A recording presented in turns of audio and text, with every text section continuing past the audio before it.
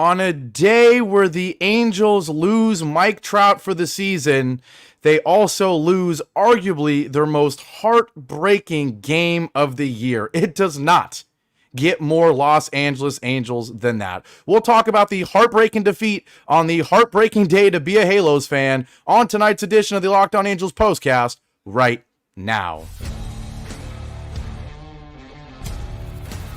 You are Locked On Angels Postcast, part of Locked On Sports Los Angeles, on the Locked On Podcast Network. Your team every day.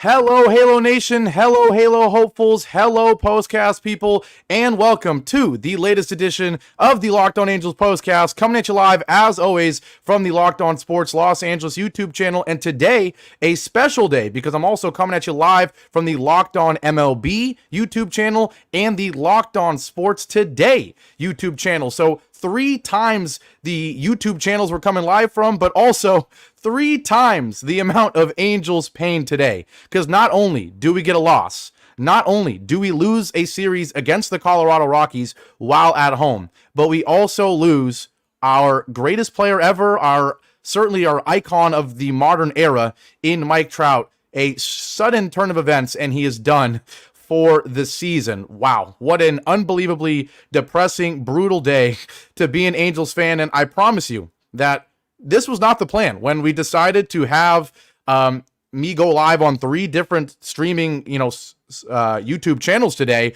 we did not expect a Mike Trout injury to be announced. We did not expect the Angels to have their most brutal loss of the year. But in classic Hollywood, SoCal, LA fashion, for some of you national viewers, an absolute circus today with the injury, with the brutal loss, while it is a special day for the postcast.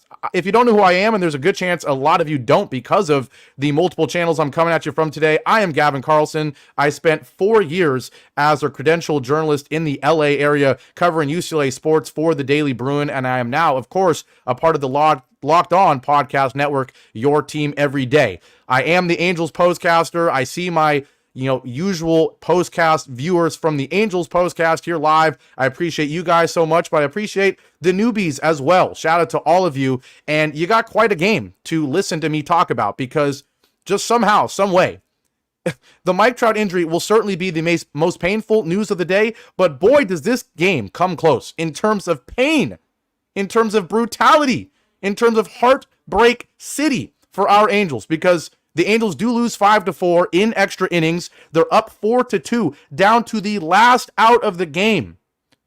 Hunter Strickland, the new closer for the Angels after the deadline, with Carlos Estevez and Luis Garcia both being traded.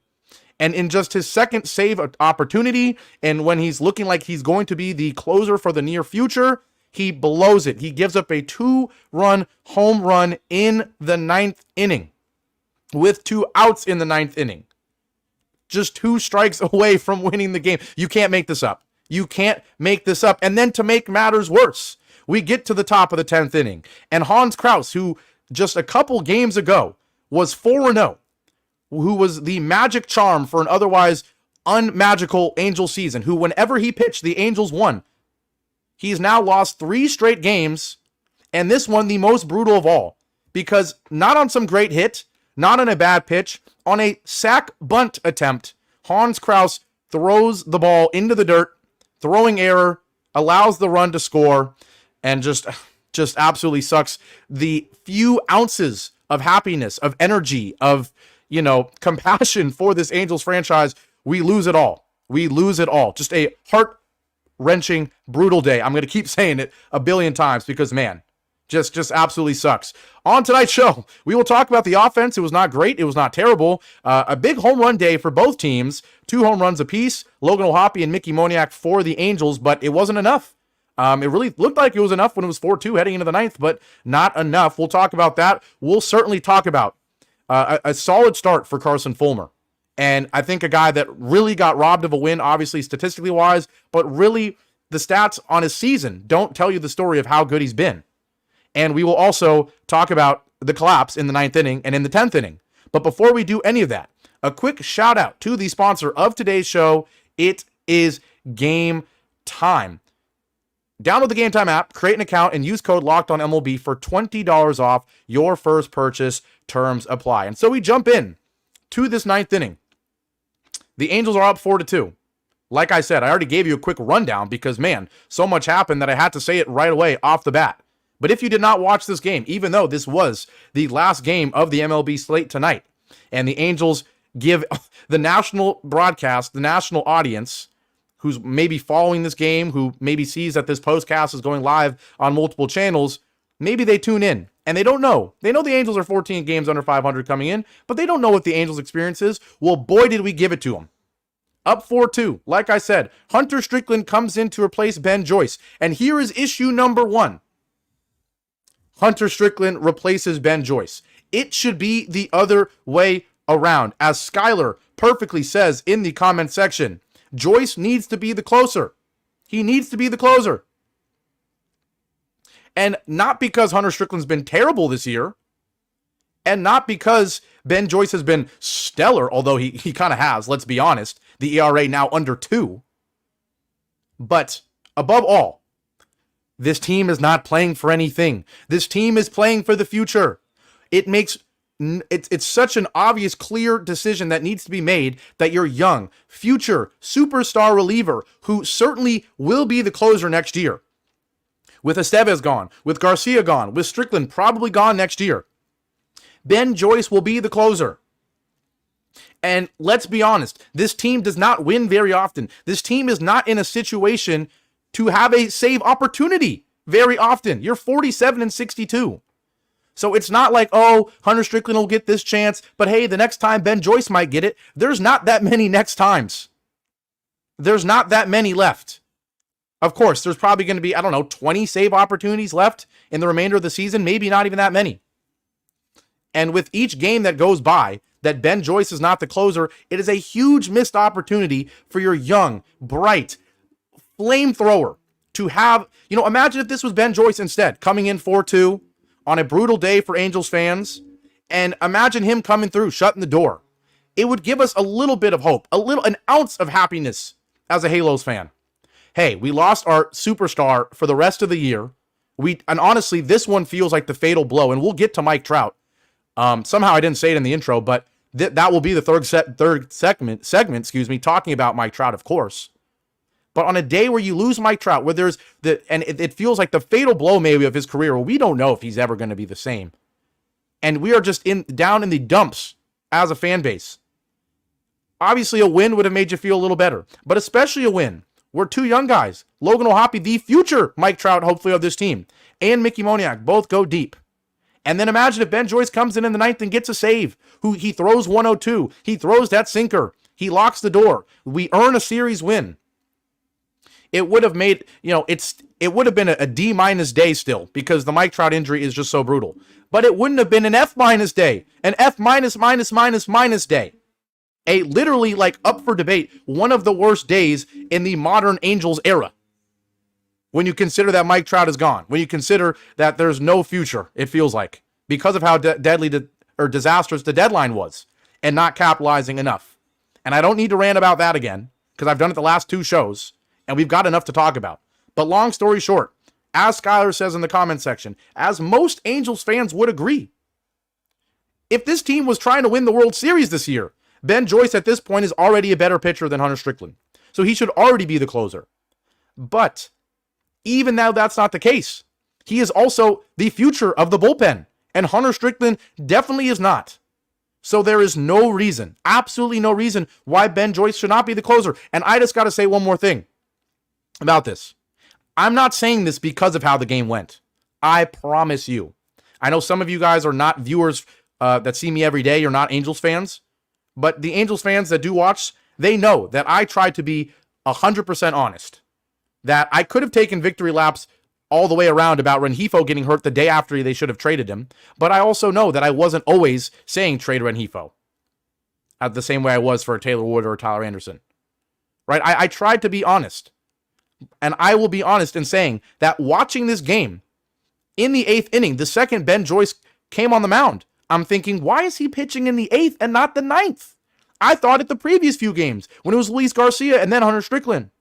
Why is it not Ben Joyce? Why? Before Hunter Strickland blows the save. That is the thought. So this is not being a Monday morning quarterback. This is not hindsight being 2020. This is common sense in the moment. And I have defended Ron Washington most of the season. The record does not show the manager Ron Washington has been this year. It shows that this franchise, this roster is brutal. This franchise has the worst luck I've ever seen, the worst front office I've ever seen, the worst ownership, certainly, maybe other than the A's we've ever seen. So I've defended Ron Washington all year. But honestly, unless he's being told something else from the man upstairs, because we know that this owner in this front office controls way too much of this team, unless he's being forced to do so, there's no reason why Ben Joyce should not be the closer, regardless of how this game goes. But oh, by the way, Hunter Strickland blows it. He blows the save to make it just that much more fitting, that much more obvious, that much more brutal of a loss. If you did not watch the game, ninth inning, Angels up 4-2, a lead-off walk to Ryan McMahon. So right away, you're thinking Hunter Strickland, oh man, should he even be pitching? And now he gives up a lead-off walk. He strikes out Brendan Rodgers.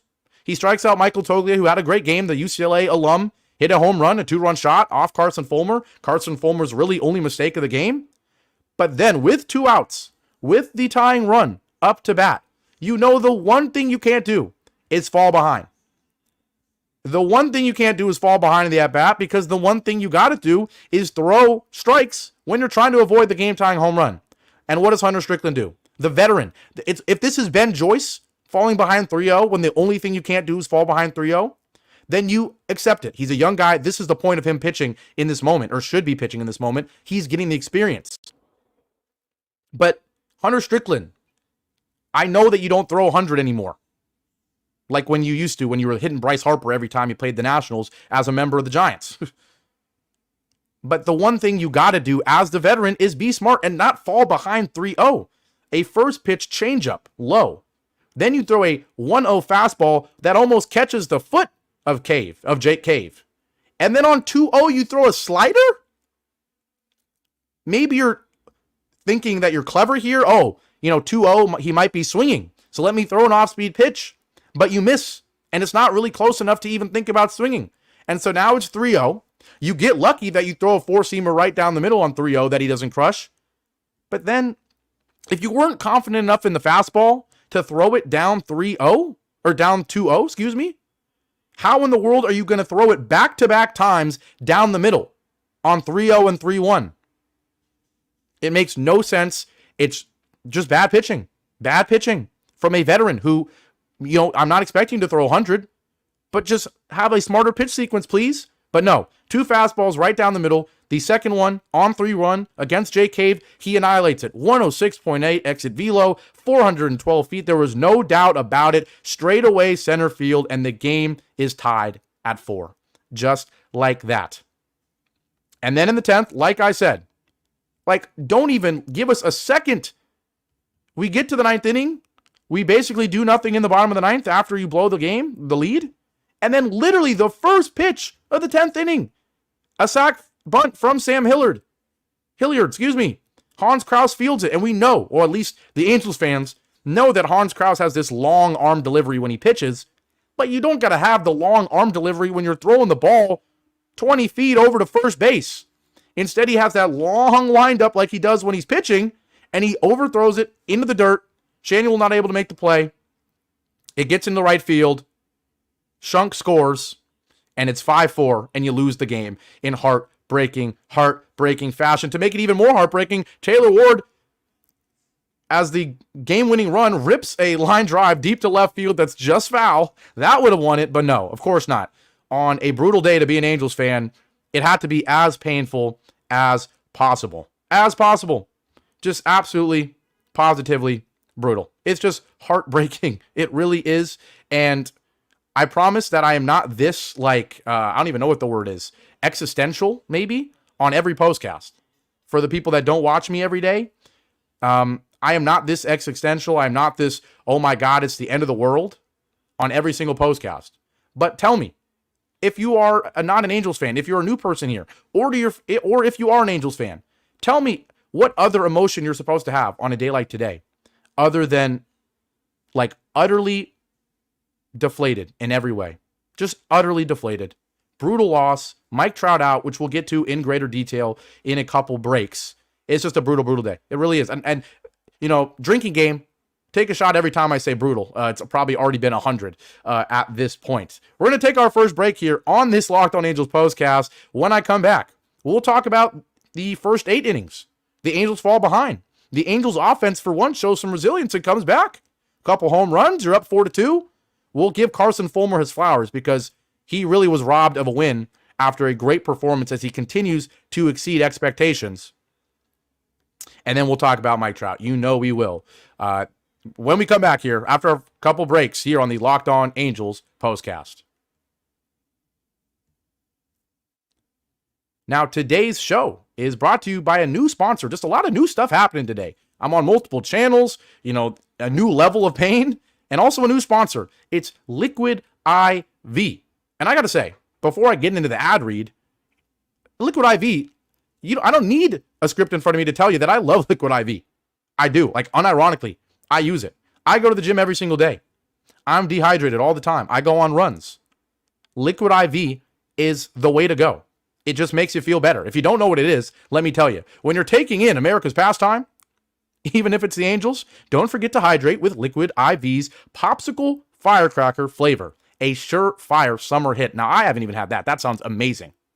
Get hydrated with electrolytes, essential vitamins, and clinically tested nutrients from the #1 powdered hydration brand in America, Liquid IV. Because baseball and summer go together like Liquid IV and indulgent hydration.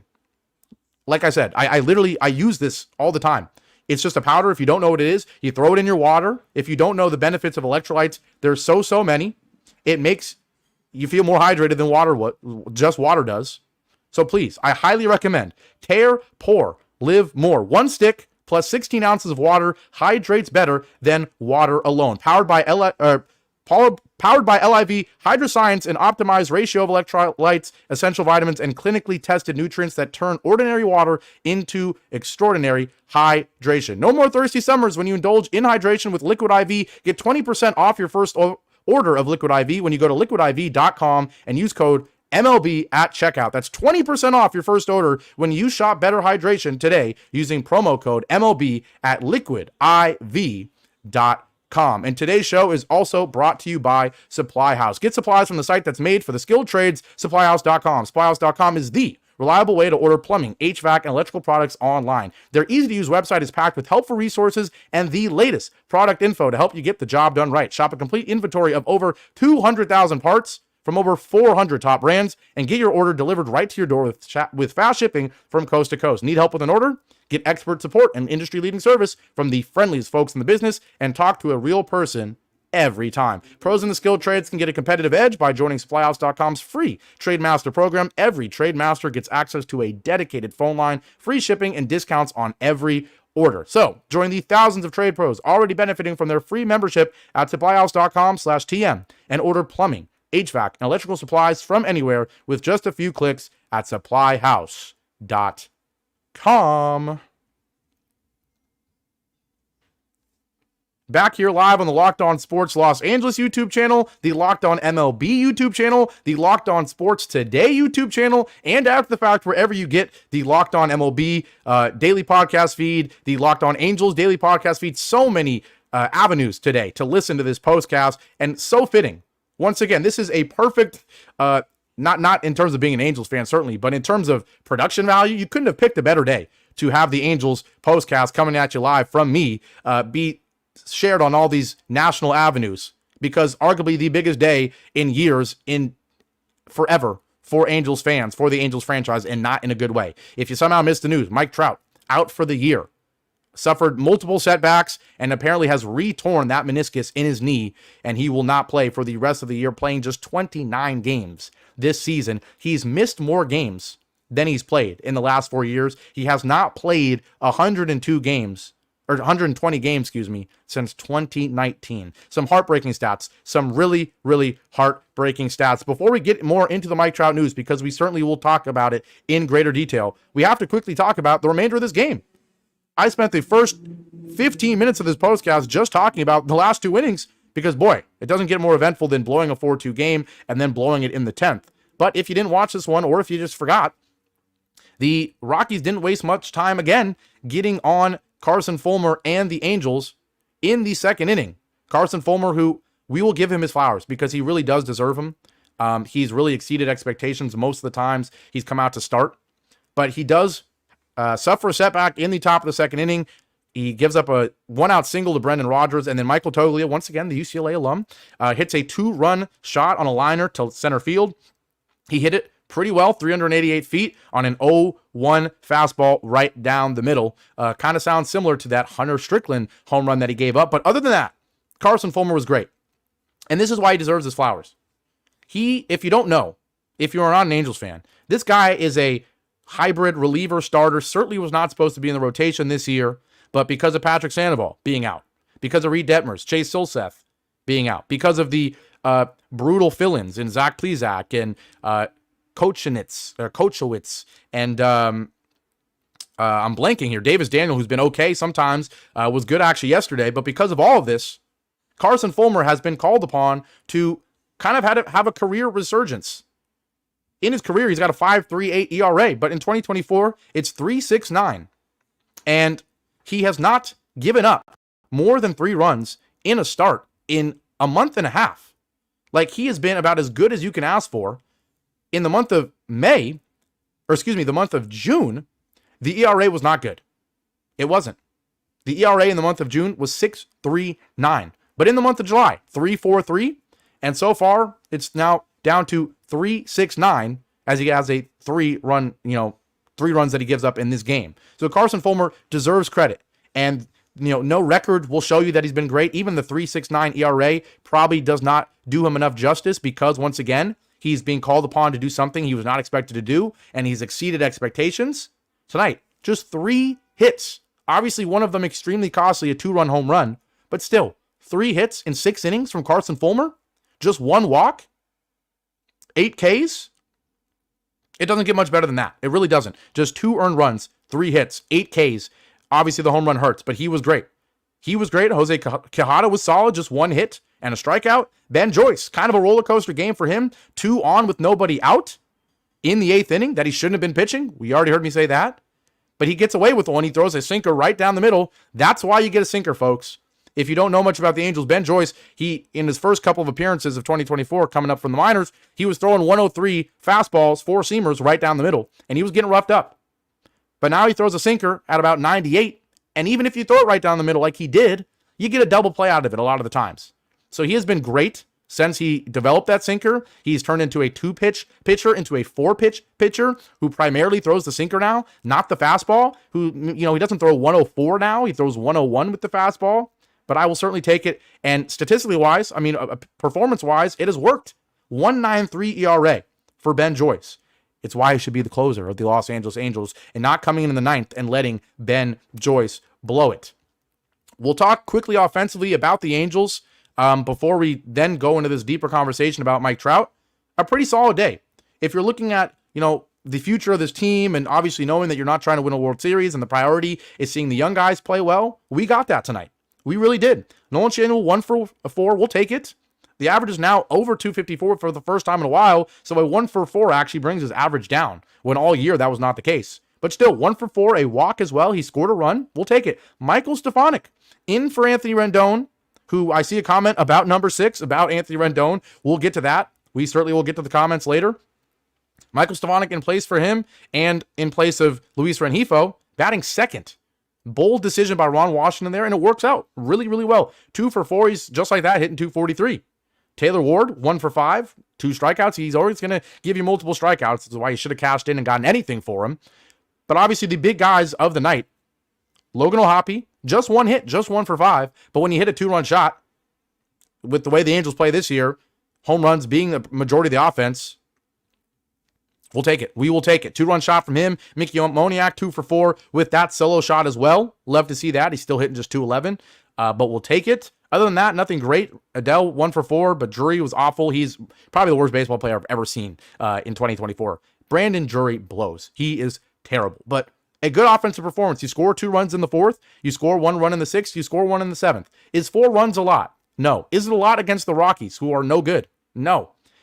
Is the magic number for the Angels typically 5, and he only scored 4? Yes. But at the end of the day, you're up 4-2 going in the 9th inning. It's not a great offensive performance, but it should have been good enough. And obviously the story of the game is the bullpen collapse in innings 9 and 10 from Hunter Strickland and Hans Crouse. We're going to take our last break here on the Locked On Angels Postcast, and when I come back, I'll read your comments, as I always do, and a lot more comments today because we are on a lot more YouTube channels, and of course, we'll get into this painful, deep, important conversation about Mike Trout. Is this the beginning of the end for one of the greatest players in the modern baseball era? We'll talk about that and more after our last break here on the Locked On Angels Postcast.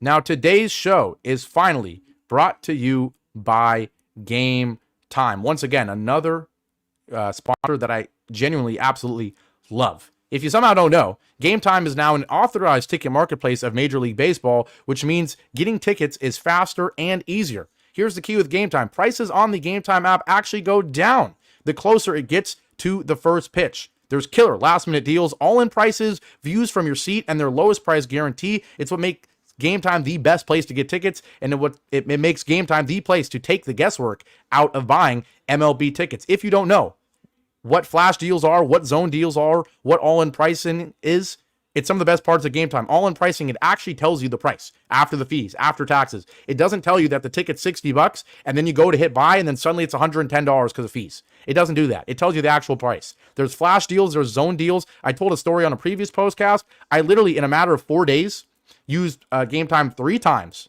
to go to a New York Liberty game, a New York Yankee game, and a Chelsea soccer game in 2 different cities, by the way, in a 4-day span. And all 3 times, I bought the ticket on the way to the game and got it for about as good of a deal as possible. So please, take the guesswork out of buying MLB tickets with Game Time. Download the Game Time app, create an account, and use code LOCKEDONMLB for $20 off your first purchase. Terms apply. Again, create an account and redeem code LOCKEDONMLB for $20 off. Download Game Time today. Last minute tickets, lowest price guaranteed. Back here live on the Locked On Sports Los Angeles YouTube channel, the Locked On MLB YouTube channel, the Locked On Sports Today YouTube channel. This is the Locked On Angels Postcast. I am Gavin Carlson, and I am like many Halo fans tonight that is absolutely heartbroken. Not only do you blow a 4-2 lead and fall 5-4 in extra innings to one of the worst teams in baseball, proving that you are also one of the worst teams in baseball, but you also lose Mike Trout for the year. And if you are not following the story closely, as most Angels fans are, you maybe not be, you certainly have heard that Mike Trout is hurt. And we see here Tyler, who I don't think is an Angels fan because I've never seen him before, probably a guy who's here as a national guy. Welcome. He says Trout is never healthy. And it does not take someone being super zoomed into the Angels to know that that is a true statement. That is not an exaggeration. Like I said earlier, Mike Trout has not played 122 games in a season since 2019. Since 2019. He has now missed more games than he's played in the last 4 years, which is brutal, absolutely brutal. And I'm going to quickly pull up the biggest stat of them all right here.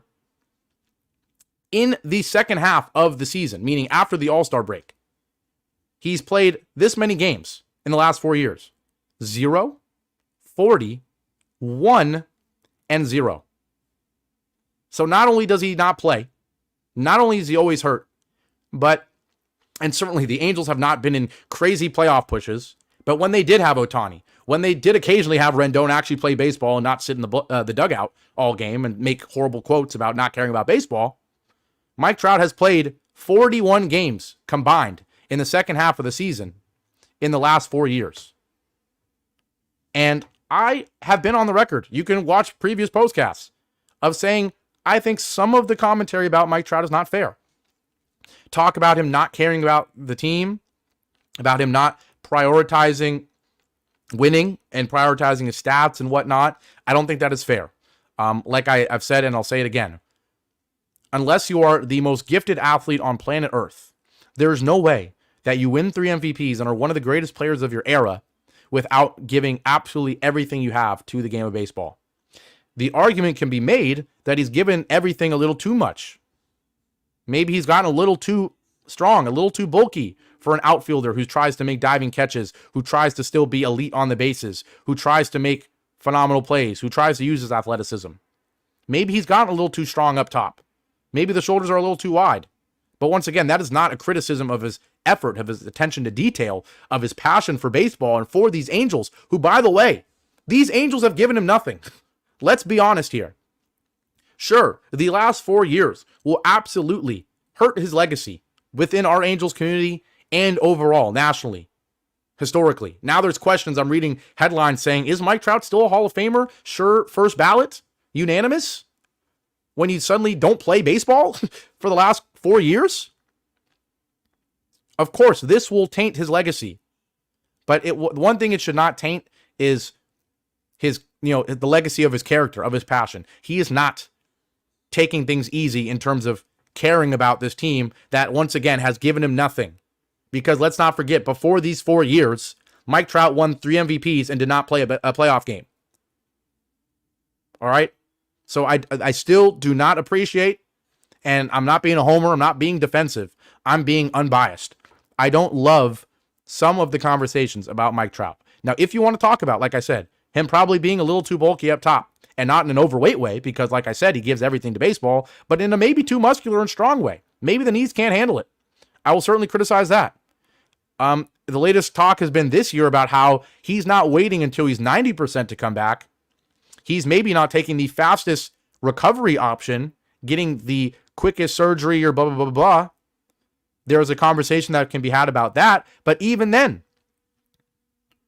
look what happens. He took arguably the most conservative route you could take with this meniscus injury, taking multiple weeks longer than the average person takes to come back. And he still re-injures it.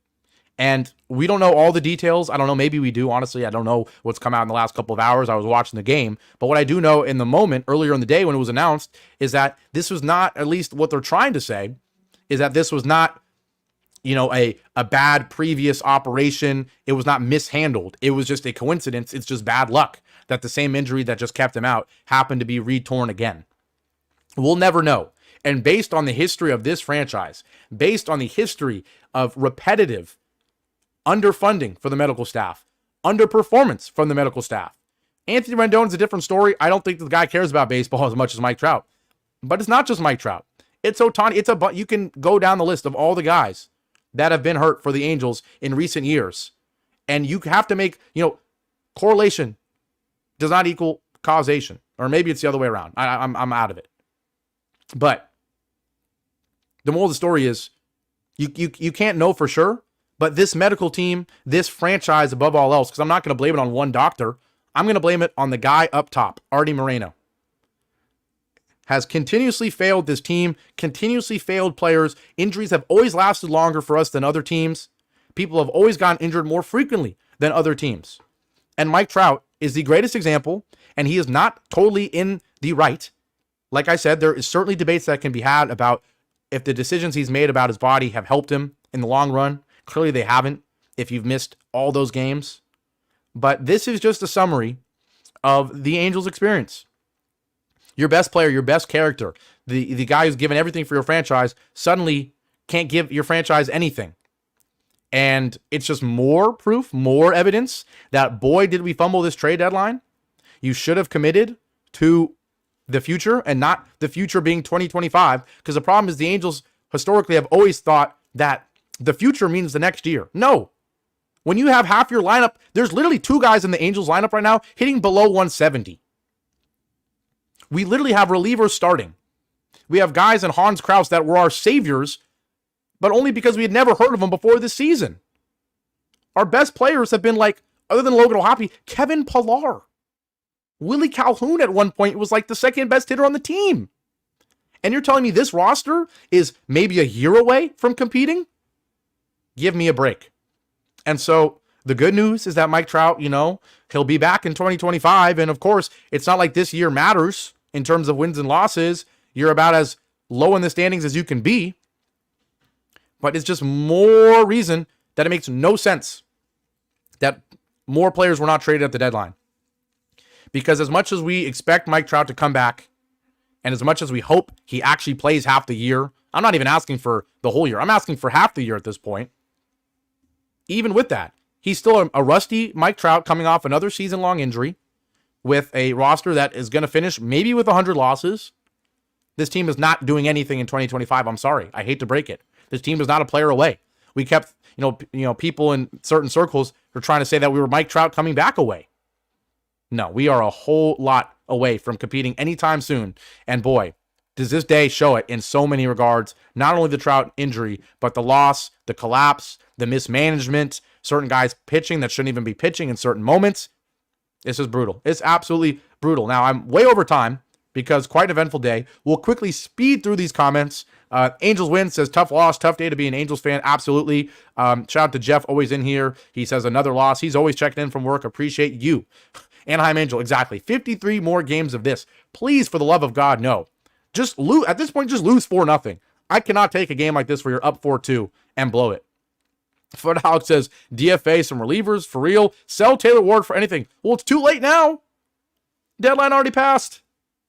But yeah, he says next season he clarifies. Yeah, honestly, you should have sold everybody. Anthony Jimenez says different season, different body parts, same outcome, season-ending injury, talking about Trout. And that's the part that makes me say it is still, at the end of the day, a lot of bad luck. It's not one body part that he maybe isn't properly treating. Sure, this season it happens to be the same injury months ago that he re-injures or maybe injures a separate, complete new time. But at the end of the day, it's been a multiple body parts. Is usually the lower body, which, like I said, you can have the conversation about him being a little too strong, which is ironic to say.